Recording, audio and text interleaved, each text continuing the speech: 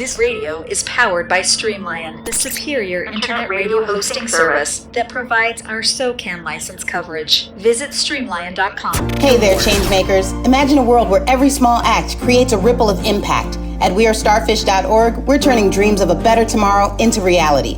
Join our global community of starfish where every person like you is a catalyst for positive change. Whether it's empowering education, environmental stewardship, or supporting local communities, we believe in the power of every individual to make a difference. Visit wearestarfish.org today and discover how you can be a part of the wave of change. Wearestarfish.org, because each one matters. Like confetti in a windstorm. Welcome to Story to Screen here on KPEO World Community Radio, where we're rocking the film world each week on Tuesdays at 9 p.m. Eastern Standard Time. You can go online, download the app, and listen in weekly with new guests and music, or catch the replay on wearestarfish.org. This is Story to Screen, and I'm your host, Eric Krefeld. Let's dive in. On the boulevard, I'm not turning back. It's my parade. Hello and welcome everyone to Story to Screen. I am your hostess, Prana Songbird, and with me today, it's really tough for me to get this name, but I'm going to do my best. It is Eric Vollweiler. Oh my gosh, that's great. Did I do it? You did it. I did it, guys. I love names. I love, people who come in with these names that, no offense to the John Smiths out there. You guys are great people, but I got that one down. So I like to learn new things and I like to hear new names. And that is a new one for me. Eric, I want to welcome everybody to the show. And our guest today is Erik, and he is going to help us kind of understand a little bit about film festivals. Erik has been in the film festival world for many years, and part of what the job was, Erik, if I'm correct, was to get advertisements and things like that and sponsors for film festivals. Yeah, so my background was I initially learned what a film festival was when I was in college in Boston. We had an event where it was a fundraising event, and I was in charge of all the students.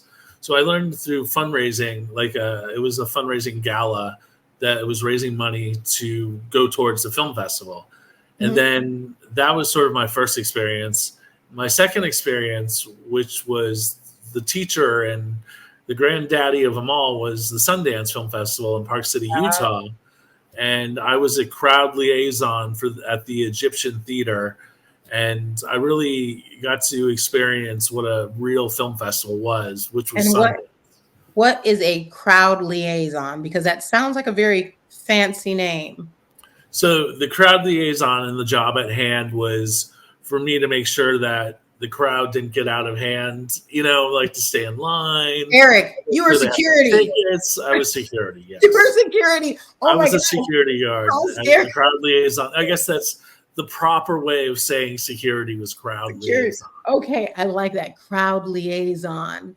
Okay. I'm going to use that soon, but that is very cool. All right. See that people are learning something. All right. But the truth and the love, I've always been good with people, and sales and marketing is a people job. So what took place was after those two experiences, I started reaching out. I was living in Los Angeles after that experience at Sundance. And the first film festival / music event I worked on was called the Do It Yourself in Film, Music, and Books, the DIY convention. Yes. And it's based in LA. So I reached out to the owner and I said, listen, I would love to raise money for you. He says, I'll try you out.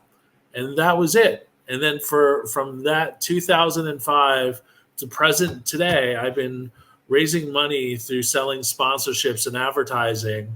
I've also done other things like public relations, some social media, booking speakers, entertainment professionals. But my real focus is selling sponsorships and advertising. Okay. One of the things that we really wanted to talk to address today, at least I did, was music in film festivals. I think that many people don't really take the time to understand how much music plays a big part in the film world, you know. And then for film festivals, now you're talking about mostly independent filmmakers coming in there, and the kind of music that they put in their films, for the most part, you know, you can't just grab, you know, your favorite song, you know, like, oh, that's my jam, I'm going to put this in my movie without, you know, specific permissions. Right. And it's one of the reasons that I thought, you know, you would be a great guest, so that you can try to help people understand that, you know, what goes into selecting a film, and for the film festival, the booking the films. As far as, have you ever had a film where it's like, you, okay, this one can't go in here because of licensing, you know, or failing Oh to? yeah, definitely.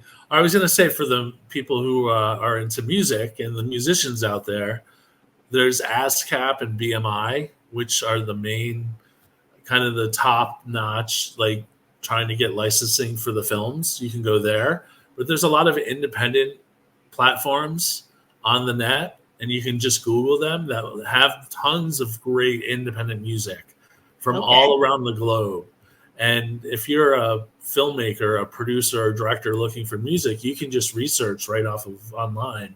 Go to Google and look at these platforms and try to find the best music that will relate to your film, your scenes. You know, regards to programming, that's really not my background. But basically, how it works is, you either have a couple programmers that sit and watch movies for hours and hours and hours, Sounds like a or fun job.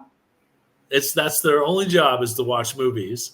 Or you have like a board, so you'll have a group of people, like the board themselves will watch the movies, so they're sort of your programming team as well. And that happens at every film festival. There are either the programmers or the board of programmers, we'll say. And they're scouring it to make sure that they're basically following all of the rules. Right. Sound, music, cinematography, like everything kind of has, and it also depends on the genre of film you're looking at.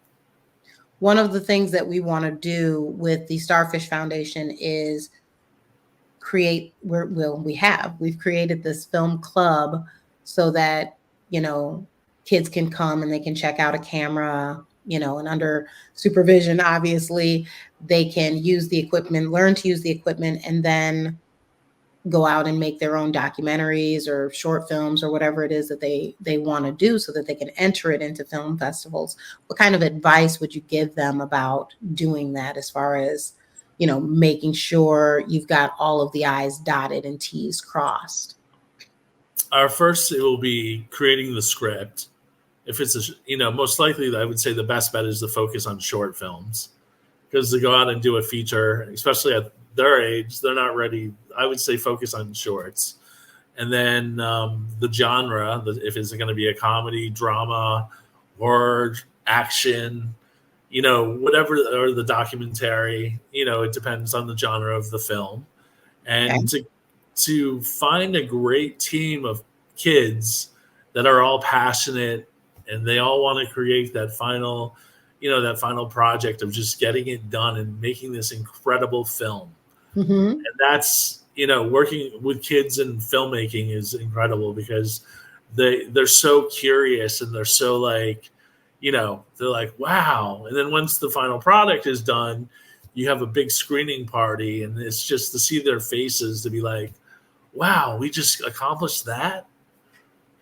It is a moment that is It priceless. is. It's Correct. absolutely priceless. So, do you get to work with kids a lot? I know that you have a program that is community outreach based. Can you tell us a little bit about that? So presently, I'm not. I just finished working on the Kiamba Black Film and Arts Festival, which was hosted by one of the nonprofits I've worked with before, the Hamilton Hill Arts Center. Mm-hmm. They're based in Schenectady, New York, here in upstate where I'm based. So this is the second year I worked with them on their film festival. So all the funds go towards the Art Center, which is all children. There's over 200 kids that go Wow. to the Art Center. And I've also worked with them on their gala, and I've worked with June. They do a huge Juneteenth event every summer in June. And so that's just one organization. They're a great organization. Um, it all started for me back again when I went to Emerson College for college when I was in Boston. The first experience I ever had was actually through college. A class was to create an entire play with kids from citizen schools, which is another nonprofit organization based in Boston and New York City. I guess there's other locations. And so they wrote their play, they acted in their play, they did props, they did lighting, they did sound, they did everything. We created a whole play. They created the program book at the end, to give out to all the parents.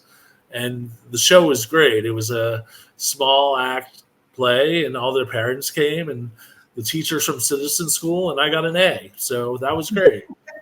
That was in Boston. And then when I moved to Los Angeles, I got involved with the Los Angeles Police Department, and they had a program for inner city children in Van Nuys, California. And I helped with their homework, and I played basketball, and I did sports, and I was just hanging out and having a great time on afternoons after they were done with school.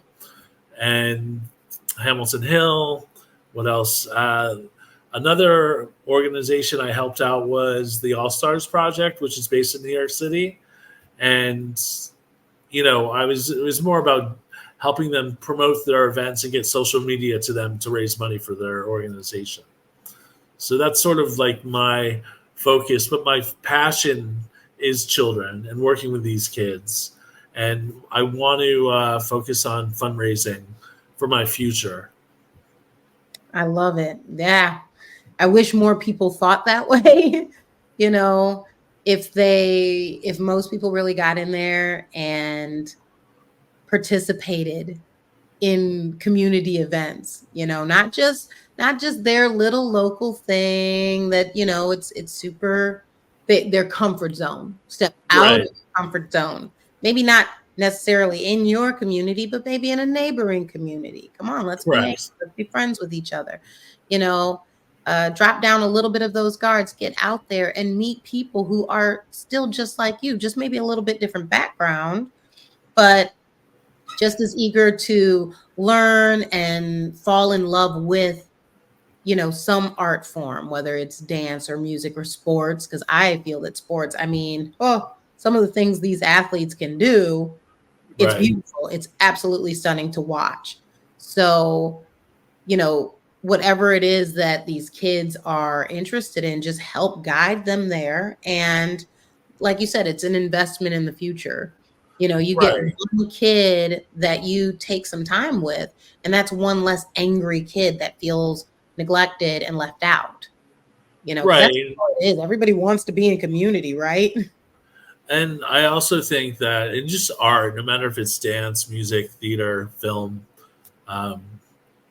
they can express their lifestyle, what they experience on an everyday, the challenges that they have at home, but to come and perform that and to let others know brings awareness, and it actually educates people that don't understand what goes on in urban areas. True. Something that also just crossed my mind is what I love about film and filmmaking, especially with kids. It's funny. Children believe that they can do anything until somebody tells them they can't. Correct. And adults, you grow up suddenly, and now you believe you can't do anything unless somebody tells you you can. Right. And with kids, while they're still open like that, it's a great time to get to them and get them in film making in some way, or some theater or something like that, because there's so many moving parts, especially now that the world has gone digital. Right. It's not just about building props and lighting and things. Now it's animatronics and, it's pyrotechnics, and there's so many moving parts that a lot of kids, when you say, hey, do you want to join theater club or something like that, film club, they're like, no, I don't want to be an actor. And it's like, oh no, it's not about just being an actor. There are so many moving parts. And kids that are naturally athletic might be great doing some sort of dancing or something like that on stage. But if they want to do something else, like working with their hands, helping to build staging, or, or being behind the camera, maybe they got a great eye, Maybe there's animation. Animation is animation. huge. Yeah. Yes. So that's one of the reasons why I absolutely love the idea of getting more kids involved in the filmmaking world, of the arts, the filmmaking side of the arts, because it's hard to do it all alone. Right. It's so great when you get to say, yes, I wrote this, I produced this, I directed this, I acted in this, I wrote the score for this. If you can do all that, you are fabulous. You are fantastic. That is great. But it's kind of more fun when you get to play with other people. And have a good team behind you. And have a great team, building a great team, and Correct. putting all of these moving parts together to make, yes, a project that you can now sit in a viewing room and have popcorn and all kind of snacks and just like enjoy what you've done. Right. We're going to take a short break and we'll be right back with Eric to talk more about film festivals. A film festival is a place where an independent filmmaker is honored and gets to show his or her work, and it's a celebration for the filmmaker. Working on film festivals gives me an opportunity to thank them for their films. My name is Eric Vollweiler. I work in the independent film industry by producing and marketing film festivals. A film festival comes together by a group of individuals who love film. And when it comes to services for the film festivals I work on, I sell sponsorships and advertising. I book entertainment professionals, do public relations, social media, and production on film festivals. Some of the film festivals that I've worked on include the Winter Film Awards and Indie Film Fest, the New York State International Film Festival, the Buffalo Niagara Film Festival, the Boston International Film Festival, the Garden State Film Festival, Marina del Rey, Silicon Beach, Artemis Women in Action, and Seal Beach Film Festival. To this day, I've worked on about 20 to 25 film festivals. My role is important for a film festival because to have a film festival in general, you need money. My main focus is raising money by fundraising and financing film festivals. No matter little or big, my goal is to bring money to the table. I love interacting with people, and I am a people person. I think I learned that mostly from my dad and mom growing up. I enjoy working with people. I learn from people, and I feel that this makes me a successful person in what I do. I don't just do this for me in a job, but I do this for the filmmaker, for his or her experience of being able to screen their film on the big screen and to celebrate his or her work. That's the most important reason why I do this, because I respect and think that all filmmakers should show their story through a camera. Hey there, changemakers. Imagine a world where every small act creates a ripple of impact. At wearestarfish.org, we're turning dreams of a better tomorrow into reality. Join our global community of starfish where every person like you is a catalyst for positive change. Whether it's empowering education, environmental stewardship, or supporting local communities, we believe in the power of every individual to make a difference. Visit wearestarfish.org today and discover how you can be a part of the wave of change. Wearestarfish.org, because each one matters. Welcome back to Story to Screen. I'm your host, Prana Songbird, and we're here with our guest, Erik, who is a big part of helping us to understand a little bit more about film festivals. And you actually have a few coming up, right? 2 coming up in the next 2 months? Right. The next event is April 18th through the 21st. It's called the Jim Thorpe Independent Film Festival in Jim Thorpe, Pennsylvania. That's the first event, which is my first year working on this and the first time working in Pennsylvania on a film festival. So that's exciting for me. And we have a lot of great sponsors so far. And then the next event. Have you been to, I know you haven't worked on a festival there, but have you been to Pennsylvania? Pennsylvania? I was before? born in Pennsylvania, actually. Oh, okay. So this is comfortable. It'll be comfortable for you, right? Unless Yeah, you I have friends that are there too that work there, and so yeah, I know Pennsylvania pretty well. All right. So this will be a homecoming for you because you're not living there currently, correct? Correct. All right. So are you going to spend a little extra time outside of the film festival to just kind of touch base with friends? I am planning on it. Yes. Hope so. All I hope right. so too. I need a vacation from up here. So where's the next?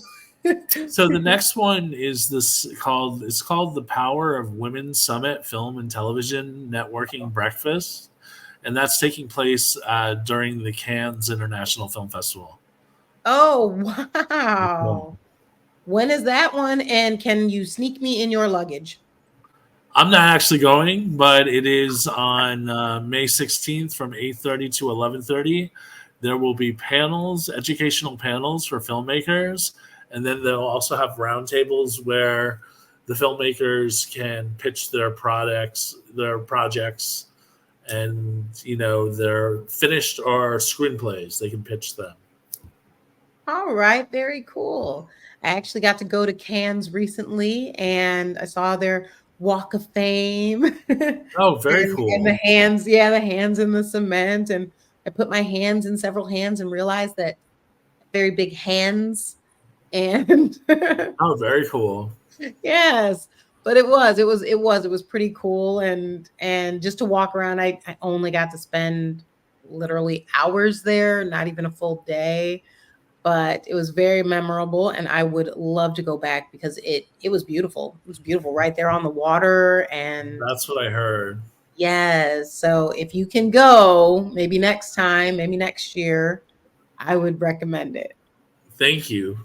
Thank you for letting me know about it. Yeah, I've heard some great stories. And I'm not afraid to just ball up in luggage, just throwing it out there. Right. If you can get me some kind of ticket in, I'm always looking to go back. All right. So yeah, that's a little about me, I guess. I think it's more than a little. I liked it. I thought it was a good portion of you, Eric. Thank you. Thank you for coming on to Story to Screen. We're going to sign off now, and good luck with your film festivals. I want you to keep me posted whenever you're working on any projects with kids. I would love to partner with you with the Starfish Foundation, and hopefully we can get you partnering with us on some of our things coming up. I would love to hear about it. Yes. Building these communities. Yes, I agree. And what you guys are doing is wonderful too. Thank you. You're All right, welcome. everybody. That's us. That was Story to Screen, and we'll see you next time. Bye-bye. This radio is powered by Streamline, the superior internet radio hosting service that provides our SOCAN license coverage. Visit streamline.com for more. Hey guys, Eric here from Story to Screen. I am super excited this week. I've got Chantell McColloch. I might have gotten the last name correct finally. Did I get it? Yes, we're good. All right, awesome. Chantell McColloch. So Chantell is also, if you guys remember back a few weeks ago, we spoke with Diego. We've also spoken with Gina from Misty Blues. So Chantell is part of, this group of, and you guys are going to start to get to know that too. A lot of these blues singers and musicians, part of the beauty of what they do is they borrow each other. They come together, they do things together, and then they go off and do their own things. And so Chantell, can you tell us a little bit about who you are and how you got, to this spot here and Yeah. So I, I'm a blues singer. I do that now. And it sounds natural from my voice, but my original kind of history with music was more with soul and gospel. So, and blues is, a cousin to those genres. So that's kind of how I got, hooked up into doing blues. And Gina from Misty Blues, as you mentioned, we are friends. And so last year she came to me and asked if I would be interested in, singing blues, which, where I live, I perform a lot and I do a lot of jazz, soul. I am classically trained, although I don't really do anything with that anymore. But she asked me if I'd be interested in doing blues with Diego. And so everyone in the Diego Mong band is maybe half my age. So, they were like, we didn't want to come to you, and ask. And they didn't really know me that well. So I was like, sure, that sounds awesome. And, things just kind of took off from there. We started rehearsing for the Blues Challenge. And we went out of the Albany Capitol Blues network. And, we made it into Memphis and things just kind of took off from there. Nice. And you have this amazing voice. It's rich, it's thick, it's silky, but it's still really clean too. And that, I guess, and that's where the classical training comes in. Yeah. I was just gonna say, I was wondering if you were classically trained when I listened, because I was like, man, she's got that clarity that usually only comes with that. So yeah. And it's funny when I'm singing my own music that I have written, and we've actually started to do some co-writing together. So I'm really excited, for what will come out of that with the Diego Mong band. But I also have, music that I do, which is more like in that Anita Baker, just long, beautiful phrases. For me, I think of music as healing. And so when I write songs, that's kind of what I pour into the song. And I often have gigs, which, not to say that they are sad, but people usually tear up or, have emotional experiences. And for me, that's a very important part of music, is that connection and the ability that music has to move us in different ways. Love it. And I was going to ask you that too, as far as like, if you actually write, your own stuff as well, or if anything that we're going to listen to is anything that was beautiful written. Roland, I do. That is, yes. Wow. Yeah. I'm like, let me clean up a little. Wipe off the drool. Serious. Like, that is my baby. Yeah. That's gorgeous. So stuff you write. First let me ask you, the songs that we're going to listen to tonight, any of those that you co-written or written with, no. or those are all Diego? Yes. And it's really interesting because he is a really excellent songwriter, and really kind of writes emotionally. And that's not always something that you would expect from, someone of his age. And so that's another reason why, really the age difference between myself and, and the band really hasn't, been, an issue, because we all connect, music. That's a universal kind of thing. And it's really nice to see younger people really wanting to carry on the blues traditions. We do veer a little bit, I can say that there are times I listen to us and I'm like, this is kind of rock, or I feel like, if we let, Cam take over on guitar a little more, we would definitely be in that rock vein. But it sounds that rock and maybe that blues grit, that I add a little bit to our songs. I love that blend. We just kind of bring out the best in each other. Nice. Well, he is definitely an old soul, man. I mean, I'm pretty sure he's older than both of us put together. And yes, on the inside, yes. Yeah. And he can eat ribs like it's nobody's business. When we were in Memphis, oh my goodness. If he had 10 racks of ribs, we were there for like maybe less than a week, maybe about a week. He ate so. I have never ever seen anybody eat this many ribs. It was crazy. That's awesome. How was, I mean, that had to be an amazing experience. How was it being there? And just getting to, I mean, I can't even imagine being up there. I tried. I really did. I wanted to be there so badly. There was like a crazy ice storm or something that night. Yes. And the night before. And I'm about 6 or 7 hours from Nashville. And I was geared up. I was ready to do it. The problem was is I had a video job that that afternoon or that evening or something like that. I was going to do it because it was right in Atlanta. So I was like, I will drive 6 hours to Memphis just to listen for a few hours and then drive back. That ice hit, and I was like, no. So what was it like being there with everybody and just getting to really like bam out on that stage with everybody else? It was really, you know, something that I've never experienced before. This was my first time going. And really, because of Misty Blues, I've been able to do some, you know, major blues festival. But in terms of just, even though the weather was crazy and we were like -11, -7, you know, and when it rains and it gets like in the 30s during the day, the snow and ice would start to melt, but then at night it drops right back down into the teens. Now you have a layer of ice coating the streets.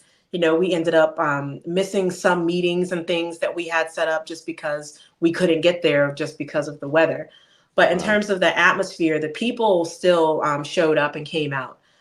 It was still busy. Every club was still packed. And people were telling me that usually there's even more. And I thought, I could not imagine there being more people down here just because of how tight every venue was. You know, you really were like, you know, crammed into every space. So that was very interesting. And that the audience was very respectful at every, you know, place that we played. It was really people that came who loved listening to music. They loved hearing new artists. We met so many people. One woman ended up, you know, purchasing all of us dinner, you know, at this restaurant while we were waiting for our results. Yeah, we just met so many cool people. We met so many great musicians. I have a new German blues band that I love, Blue Deal, that I met there. You know, it was interesting to see literally when they say international there, which I didn't know what I expected, but it exceeded my expectations. So, Awesome. and meeting different bands from everywhere was so cool. Absolutely. Good deal, man. So the songs that you sang there, is there any song that you sang there that you're sharing with us tonight? Yes. Sleepless. I did their Sleepless Nights. That's probably one of my most favorite songs that we have on the album. And, you know, it is more of a traditional blues, but I feel like everybody in that song has a little bit of themselves, you know, in it. And I feel like, to me, when I listen to it, I hear everyone uniquely. So yeah, that is probably one of my more favorite songs from the album, and that I did share. Awesome. So from your perspective now, because this isn't a song that you wrote, No. but it is a song that you are delivering a message. So, you know, you as the vocalist, you become the messenger of that song.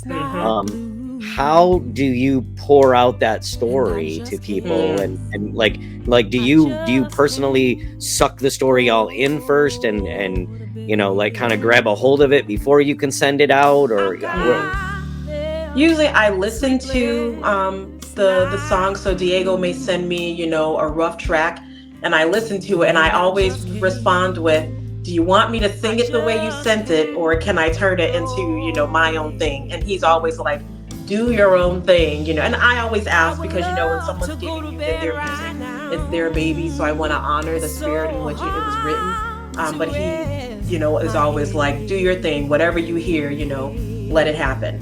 And so this was a song that was the melody that I heard was very different, and even the timing and the phrasing that I took on the song is very different than when Diego had originally written it and sent it to me. So I was just listening, and sometimes I'll listen while I'm in the car, and I'll just start, you know, humming with something. I got them sleepless night blues, right? And I hear that versus it was a different melody, and I heard a different phrasing, and I was like, okay. And that's really how music comes to me. It'll be one thought or inspiration that just kind of, you know, pours out everything else. And then the first time that I sang it the way that it's now recorded was really at the IBCs. Wow. And I feel like when we went to Albany, I feel like I had never really felt comfortable to sing and expressing my like true voice, if that makes sense. And that was one song that when we got on stage and did, it just felt like everyone was able to connect with that somehow and pour some piece of themselves. And I especially felt that and connected with this song. Awesome. Yeah, I really like that song. So we're going to take a quick break. We're going to check in with that song, let everybody enjoy it. And then we'll come back and talk more with you, Chantell. Sounds good. All right, we'll catch you guys on the flip side. This radio is powered by Streamline, the superior internet radio hosting service that provides our SOCAN license coverage. Visit streamline.com for more. I'm the last one up in the house. They brought me down for a bit.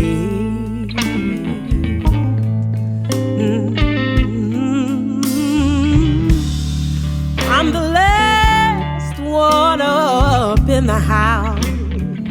They brought me down for a bit.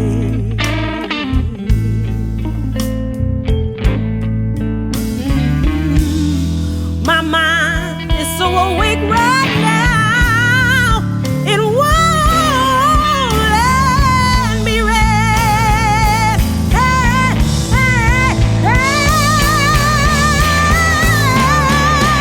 I need to go to sleep.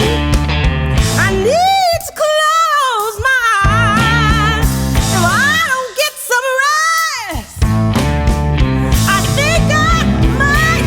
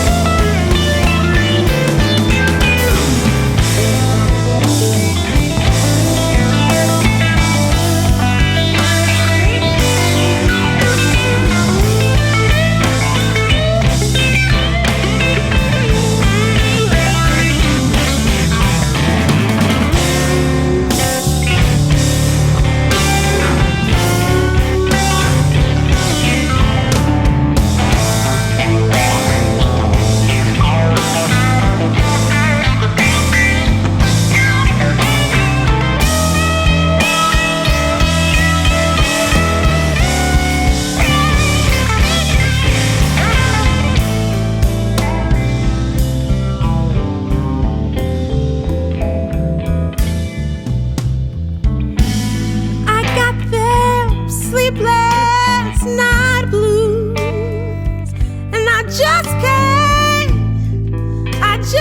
can't go to bed. I've got the sleepless night blues. I just can't go to bed. My mind is so awake right now, it won't let me rest.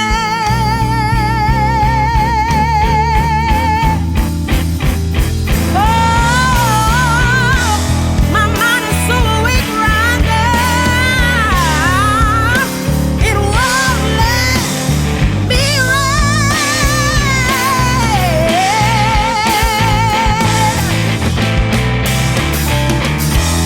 I would love to go to bed right now. It's so hard to rest my head.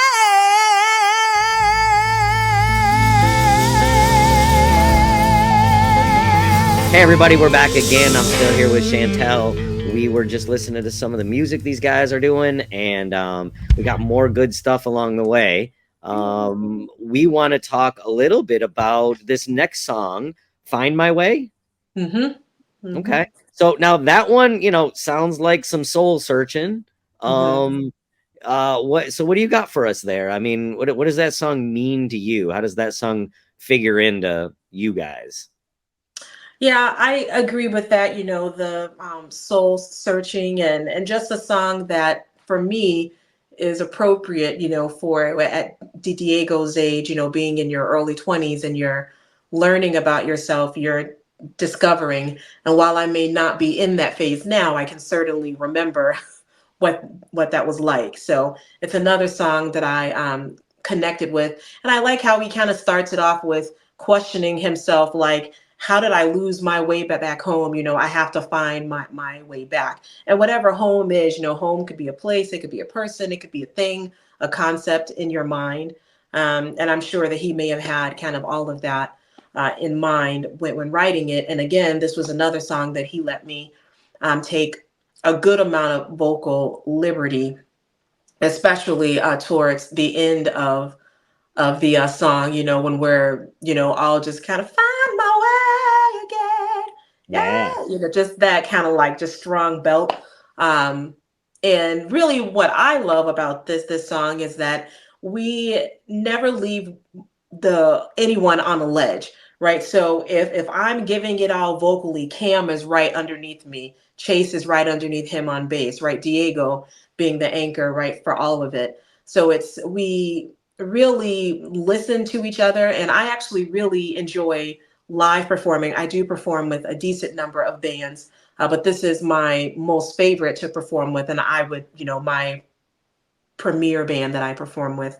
And just the amount of listening that happens and response. And I think this is one song where even on the solos, that's really evident.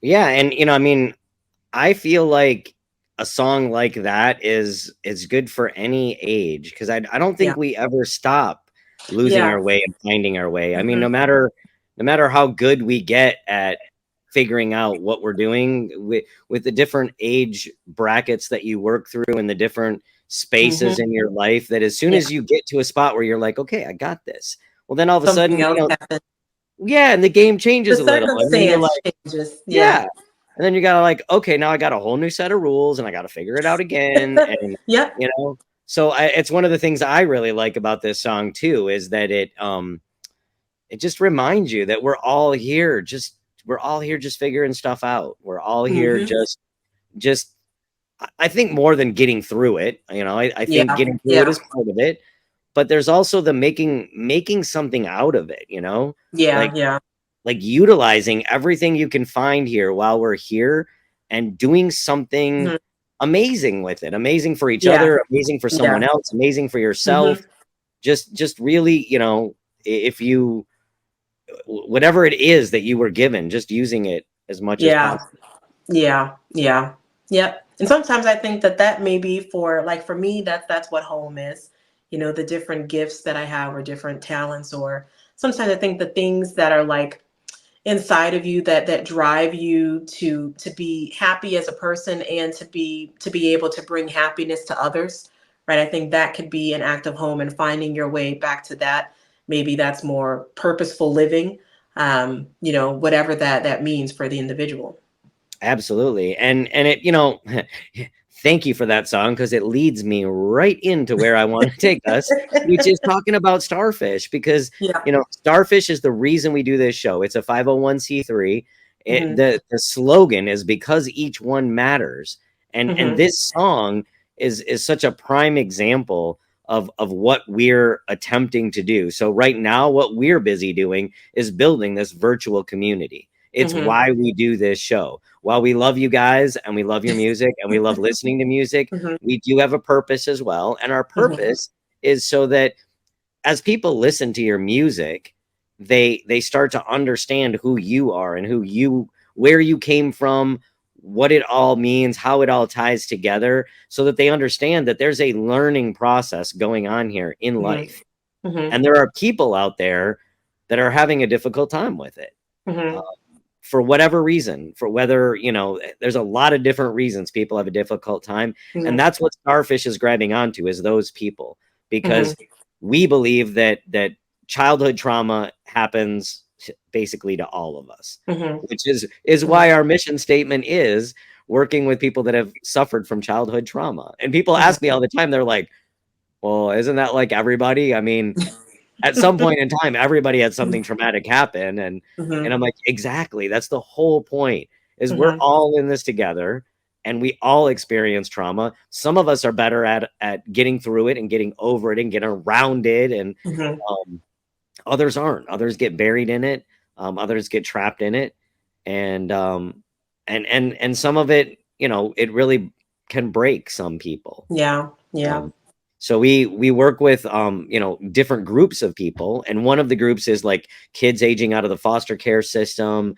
Another group is people that have experienced or suffered from, I never know a nice way to say it because there's nothing nice about it. But, you know, sexual abuse, just, you know, the abuses that happen throughout our lives. Domestic violence, just all that stuff that happens. So this song, things that create trauma. Yeah, this song is such a powerful song about how to get back what was taken. And it's one of the reasons I really, really like this song. So, you know, for you, I don't know if it goes that deep or if you just enjoy the melody, or, you know, because some people do. It's a lyric thing as well. It's both. Yeah. I Okay. listen to music, you know, for the music itself, but also for the lyrics. So I'm not really a person that, you know, loves a song, but I don't really know what it says. You know, songs that I'm usually feeling able to connect with are songs that lyrically, you know, speak to me as well. And the music obviously has to be on point, but yeah. Touche. Well, and the music is definitely on point. So, you know, yeah, this song, it speaks so much to, you know, who we are too, and what we're doing. We're in the process of building the virtual community, which is why, you know, we do this show. We do this show so that we meet all kinds of creative people like you, because I believe too that this process right here, whether it's singing, dancing, painting, sculpting, whatever creative activity you take on, I believe that all of those activities really, really help all of us to be able to work through whatever it is that we've gone through. And I do think it helps us to share that once we get out of that dark space and we get out of that hole and we do something like write a poem, write a song, sing a song, dance, paint a picture, whatever it is, we do something and we share that with the world. I think that is also what helps to bring other people out of that space too. Yeah, I think it's healing for self, right? A lot of the talents that people have is healing for themselves when they're able to express that. And it's also healing for other people. I think it shows that it really, you know, epitomes that we are not alone. You know, whatever experiences you are having, there may be someone else out there who is experiencing something similar, maybe not exactly the same, but enough to where they can understand, or where whatever gift it is that you're sharing, you know, can benefit them for sure. Absolutely. All right, well, let's jump out. Let's take a listen to that one, and then we'll catch you guys again on the flip side. Sounds good.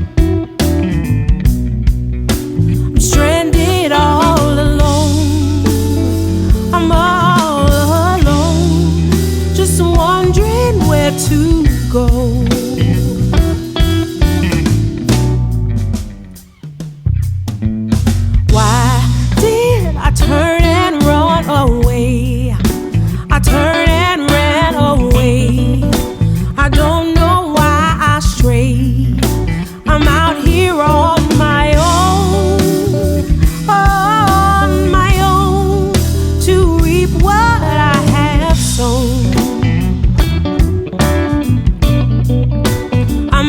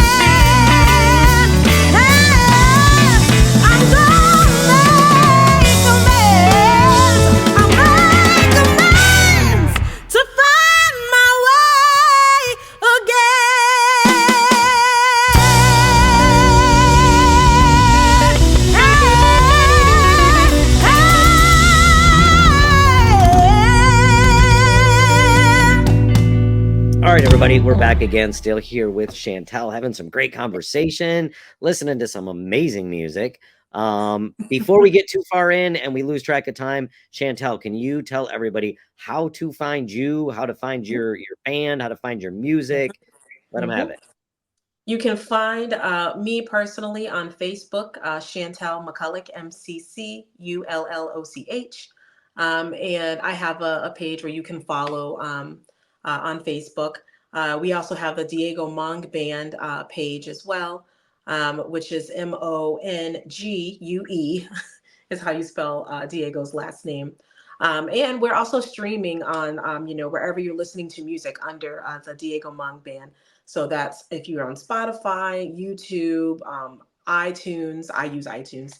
That's where you can find us, and it's under the Diego Mong Band. Awesome. Thank you. And yeah, you guys, man, follow, subscribe, listen. These guys are putting out some great stuff. You're going to really enjoy it. And they're just really cool people too, and that's one of the things here is just, when you listen to the music, you call into the radio stations, you ask for the music, it really helps to support these guys because this is part of how they get paid. They get paid through royalties, and the more you ask for their music, the more their music gets played, the more they make. And that is one of the ways you can support them. But you can go on and you can purchase their swag. You can purchase their music. Exactly. Just man, follow, support, do what you can to help these guys do what they do, because what they do is important. The last song that you've got, tell us a little bit about that one. So that song is called While You Were Gone. And it started off as like, bluesy and now it's really kind of become, more funk, especially when I think it's the wah pedal, at the beginning, very kind of like, that song I think makes us all feel energetic. Even though the lyrics may be kind of counterintuitive to that, but it's a really kind of like upbeat, head bopping, kind of song.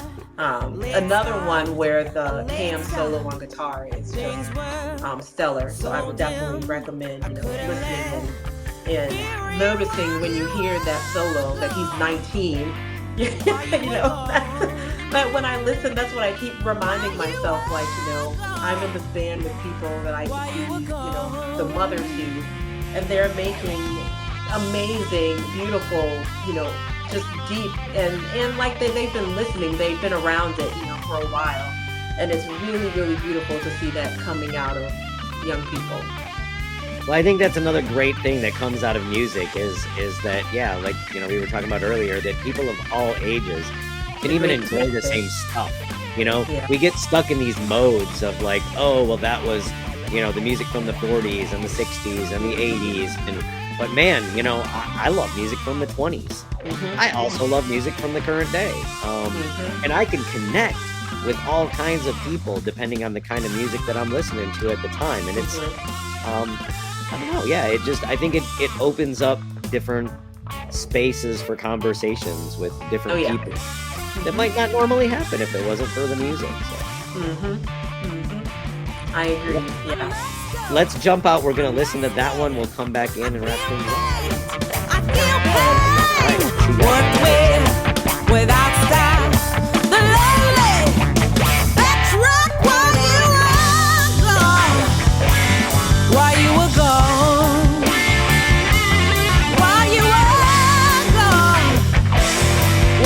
gone. So be calm, be strong, more hope, more doubt. I carried a great load, must read. But what you sold while you were gone, while you were gone, while you were gone, hey, while you were gone, while you were gone, while you were gone, while you were gone. Hey!